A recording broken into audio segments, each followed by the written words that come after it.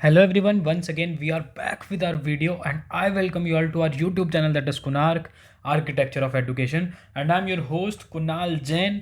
और आज बहुत इंटरेस्टिंग टॉपिक के बारे में बात होने वाली है जो कि है आपका प्रेसिडेंट ऑफ ताइवान का स्टेटमेंट आया है कि दे वोंट बाउ in front of Beijing. China के सामने वो नहीं झुकेंगे, चाहे कितना भी प्रेशर बना ले चाइना, चाहे कितना भी कुछ भी हो जाए।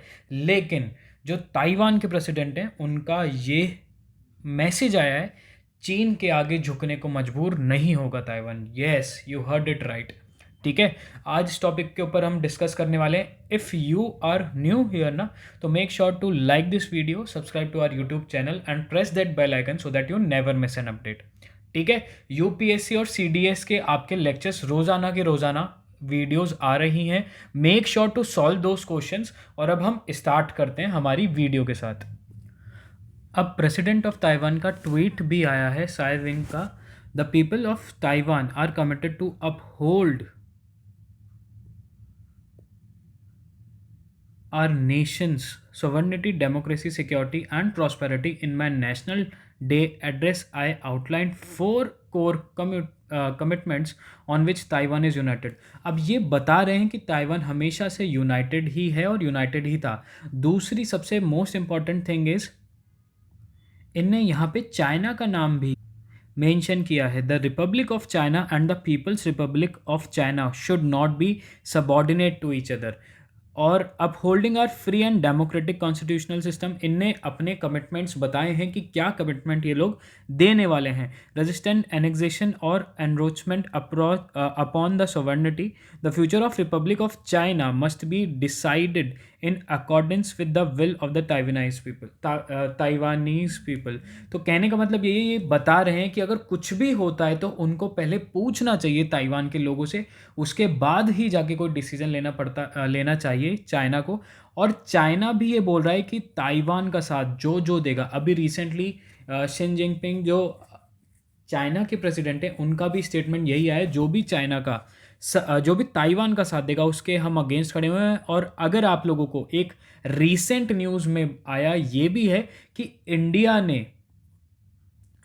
ने जब इनका नेशनल डे ताइवान के लोगों का था, तब जब उनको कॉन्ग्रेचुलेट किया था तो इसका बहुत विरोध कर रहा था चाइना। अब आप लोग ये चीज़ देख लीजिए, जो चाइना जिस कंट्री का विरोध कर रहा है उसके बारे में अगर कोई कंट्री बोल देती है तो चाइना उसका भी विरोध करने लग जाता है। अभी इतने ज़्यादा क्लैश हो रहे हैं border of all the countries जो भी चाइना के साथ लगा हुआ है। जैसे इंडिया के साथ अभी हमने आपको कल के ही आर्टिकल में बताया था कि कैसे आसाम के रीजन में, आंध्र प्रदेश के रीजन में इंडिया में घुसने की कोशिश कर रहा है। कैसे ताइवान में अभी रिसेंट न्यूज़ के आर्टिकल में हमने आपको बताया था कैसे अपने जेट्स वगैरह 38 टू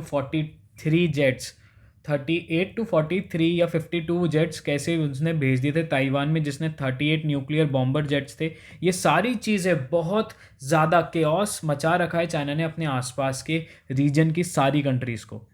और प्रेसिडेंट ऑफ ताइवान ने बिल्कुल साफ साफ ये मैसेज दिया है कि वो अपनी डिफेंस सिस्टम को बहुत ज़्यादा इंश्योर करेंगे, बढ़ाते रहेंगे, ताकि कोई भी एक्सेप्ट ना कर पाए चाइना का बात, कभी भी वो झुके नहीं इन फ्रंट ऑफ चाइना।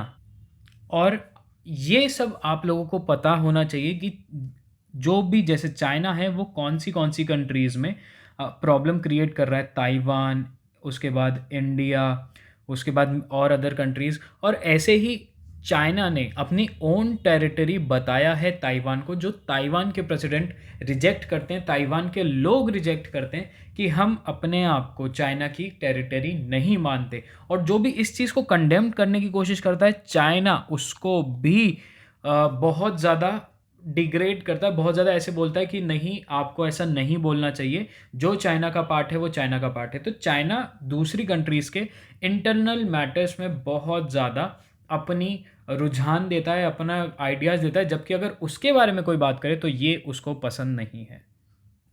और अभी रिसेंट इंटरव्यू में जो प्रेसिडेंट ऑफ ताइवान है उनका एक बहुत एंग्री रिएक्शन आया, बहुत ज़्यादा उनका रिएक्शन जो था, बहुत एंग्री रिएक्शन उनका आया है, और उनने ये बात बोली है साफ-साफ कि ताइवान के लोग ही डिसाइड कर सकते हैं उनका फ्यूचर, कि उनको कैसे रहना है। Addressing a national day rally, उनके नेशनल डे पे उनने ये भी कहा है, easing of tension across the Taiwan state and reiterated Taiwan will not act rashly. Taiwan कभी भी गलत तरीके से एक्ट नहीं करेगा, और ताइवान हमेशा शांति चाहता है और शांति चाहता ही रहेगा।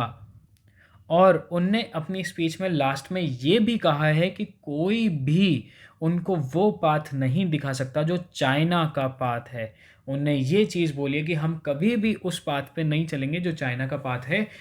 ताइवान के लोगों को पूरा पूरा हक है उनको कैसे जीना है और क्या सारी चीज़ें करनी है। तो अगर आप देखें तो चाइना के अगेंस्ट में जब से इंडिया खड़ा हुआ है, तब से दूसरी कंट्रीज़ भी आके खड़े होने लग गई हैं। अगर आप लोग ध्यान से देखें, जैसे ही इंट्रूड करने की कोशिश करी थी चाइना ने, 8 फिंगर्स के बारे में बताया था, 4 फिंगर्स के बीच में लाइन ऑफ एक्चुअल कंट्रोल है, या 8 फिंगर्स के बाद हमने जब अपनी वीडियो में बताया था, तो वहाँ से इंडिया ने स्टार्ट किया था। जब क्लैश हुआ था इंडिया और चाइना का, तब से जब इंडिया ने अपना स्टैंड लेना स्टार्ट किया था, तब से ही दूसरी अदर कंट्रीज़ भी धीरे धीरे अपनी टेंशन्स दिखा रही हैं कि चाइना किस तरीके से गलत चीज़ें क्रिएट कर रहा है उनके बॉर्डर्स पे। और चाइना का आप लोगों को पता होना चाहिए, बॉर्डर्स सबके हथियाना चाहता है, सबसे ज़्यादा लैंड हड़पना चाहता है। आई होप आज की वीडियो में आप लोगों ने बहुत कुछ सीखने को मिला होगा। इस तरीके से रेगुलर बेसिस पे वीडियो आती रहेंगी। आपका क्या सोचना है कमेंट सेक्शन में ज़रूर कमेंट करके बताइएगा। नेक्स्ट वीडियो में हम लोग आपको ज़रूर मिलेंगे। Till then take care, bye bye.